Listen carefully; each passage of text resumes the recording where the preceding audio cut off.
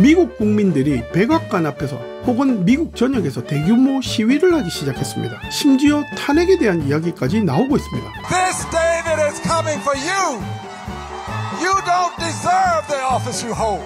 중요한 것은 이 니먼 교수가 트럼프 행정부의 계산이 틀렸다고 말한 겁니다. 자동차를 예로 들면 일반 승용차 기준으로 미국에 들어오는 모든 완성차들의 관세가 2.5% 정도입니다. 그런데 반대로 미국에서 수출하는 자동차는 유럽이 10%, 중국이 최대 25%의 관세를 부과하고 있었습니다. 요즘 핫한 워딩 중 하나가 트럼프의 상호 관세율입니다. 과연 상호 관세율이 뭐냐? 이 말은 원래 공식적인 경제 용어가 아닙니다. 의미 추론은 가능한데 양국가 간 동등하게 적용되는 관세율이란 그런 뜻입니다. 다 아시겠지만 그래도 관세에 대해 좀 자세히 알아보면 표에서 보는 것과 같이 관세가 인상이 되면 소비자 물가가 상승하게 됩니다. 왜냐하면 쌀과 밀가루가 있다고 가정했을 때 상대국의 외교력도 바보가 아닌 이상 오로지 내 욕심만 가지고 둘 다 관세를 올리기는 상당히 힘듭니다. 그러면 당연히 우리나라는 쌀 문화권이니까 쌀을 지켜야 되겠죠. 그렇게 쌀을 지키면 밀가루 관세가 인상이 되면서 밀가루를 원재료로 만드는 라면, 떡볶이, 짜장면, 짬뽕, 탕수육, 빵, 우리가 많이 먹는 이런 식품들 가격이 올라가게 되는 겁니다. 그러면 결국은 쌀 가격도 올라가게 되는데, 왜냐하면 밀가루 면 가격이 올라가니까 당연히 평소보다 쌀을 더 많이 먹게 되는 거고, 그러면 수요와 공급 법칙에 따라서 쌀 가격이 또 올라가게 되는 겁니다.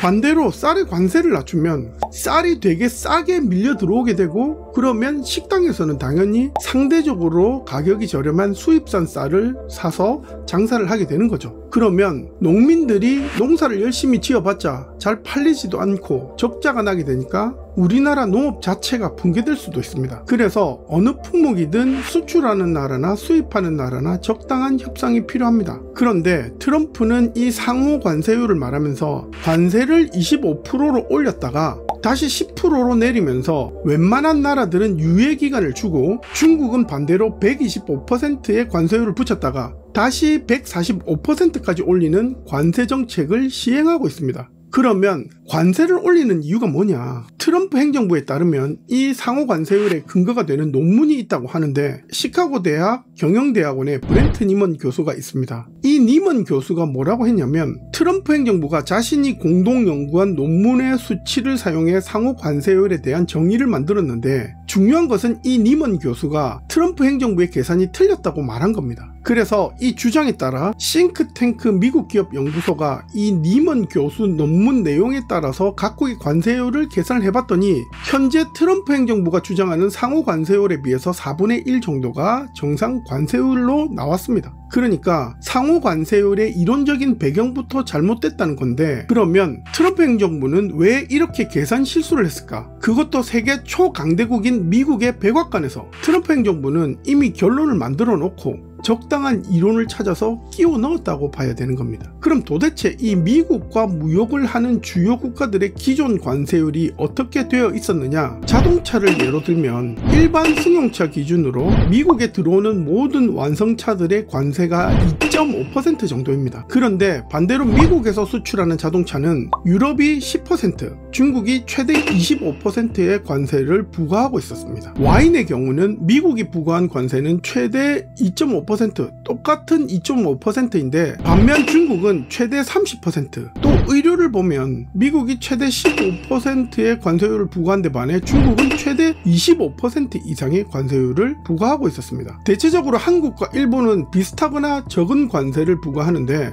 나머지 국가, 특히 중국은 누가 봐도 과도한 관세를 미국에 붙이고 있다고 볼 수 있는 겁니다. 어떻게 이런 일이 가능하냐? 중국이 대외적으로 개발도상국 지위를 고수하면서 온갖 유리한 특혜를 국제사회에 요구하고 있기에 가능했던 결과입니다. GDP만 따지면 중국의 GDP는 세계 2위인데 이것은 당연히 미국 다음이고 일본의 4배 정도 되는 수치입니다. 그리고 5G, AI, 전기차 같은 첨단 기술 분야는 거의 선진국에 필적하고 있습니다. 그래서 누가 봐도 웃기는 상황이긴 하지만 따지고 보면 중국의 1인당 GDP는 23년 기준으로 12,720달러 정도 되는데, 이 수치를 엄밀히 따지면 중상위 소득국이기 때문에 선진국이 아닌 건 맞습니다. 바로 이 상황이 미국의 트럼프가 보기엔 말이 안 되는 상황이 되었던 겁니다. 그래서 2024년 트럼프가 후보 시절에 주요 공약을 뭐라고 했냐면 몇 가지 공약 중에서 가장 첫 번째가 보호무역 강화입니다. 이 공약의 세부 내용을 보면 중국이란 말이 제일 처음 나옵니다. 중국 등 특정 국가에 대한 고율 관세 부과를 통해 미국 산업을 보호한다 라는 공약이 있었습니다. 그러니까 처음부터 중국 견제가 가장 큰 목적이었던 겁니다. 그런데 계획대로 공약대로 잘 진행되고 있던 이 정책이 3개월도 안 돼서 심각하게 실패하고 있습니다. 우리나라에는 더 큰 문제가 있기 때문에 잘 알려져 있지 않지만 미국 국민들이 백악관 앞에서 혹은 미국 전역에서 대규모 시위를 하기 시작했습니다. 심지어 탄핵에 대한 이야기까지 나오고 있습니다. This David is coming for you. You don't deserve the office you hold.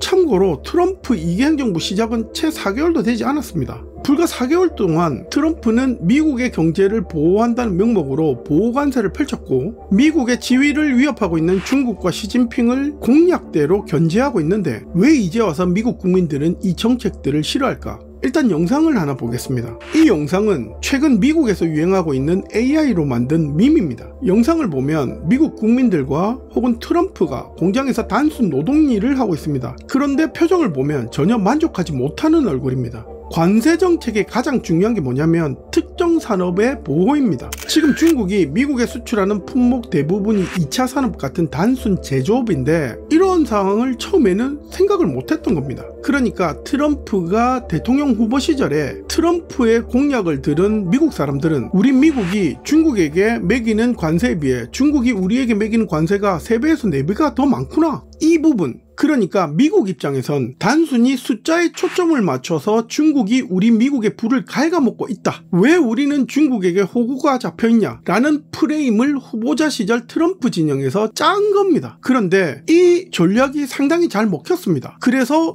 야심차게 트럼프 2기 행정부가 시작하자마자 관세부터 올렸습니다. 그렇게 여기까지 온 겁니다. 그런데 문제는 이 트럼프의 이 관세 정책을 지지하고 그래서 트럼프를 대통령으로 만들어준 미국 국민들이 왜 관세 정책이 시작되자마자 트럼프에게 반기를 들었냐? 그 이유는 미국 산업 구조를 보면 쉽게 이해할 수 있습니다. 2023년 미국의 GDP 기준으로 주요 산업 비중을 보면 서비스업 비중이 약 80% 정도로 가장 높고 건설업이 4%, 농업이 약 1%, 그 중에서 현재 시점에서 가장 논쟁거리가 제조업인데 그 제조업조차 항공우주, 반도체, 자동차, 기계, 정밀기계를 다 포함해서 약 12% 정도가 됩니다. 사실 따지고 보면 그렇게 큰 비율은 아니게 되는 거죠. 여기서 중국이 미국에 수출하는 주요 품목이 뭐가 있을까만 알게 되면 지금의 미국 상황을 파악할 수 있는데 이 표가 중국에서 미국으로 수출하는 주요 품목입니다.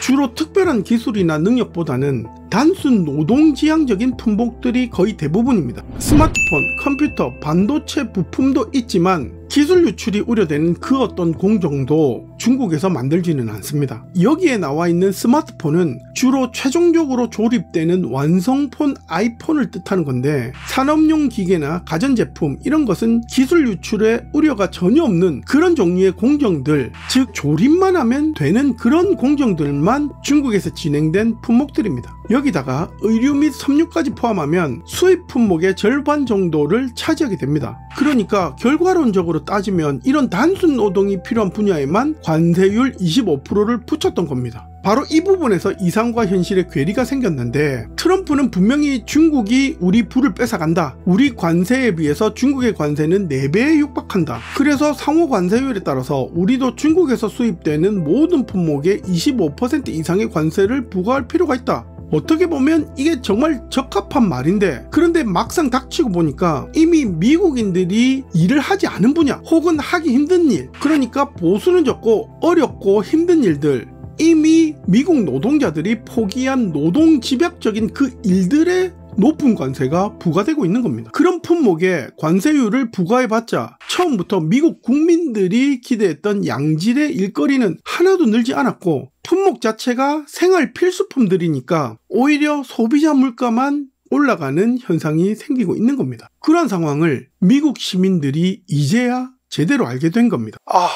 뭐가 잘못됐구나. 그런데 이 상황이 이렇게 될 걸 미리 중국은 충분히 알고 있었다. 그런데도 그렇게 멍청한 짓을 트럼프가 해냈다. 이게 바로 지금 현재 미국이 겪고 있는 정확한 상황입니다.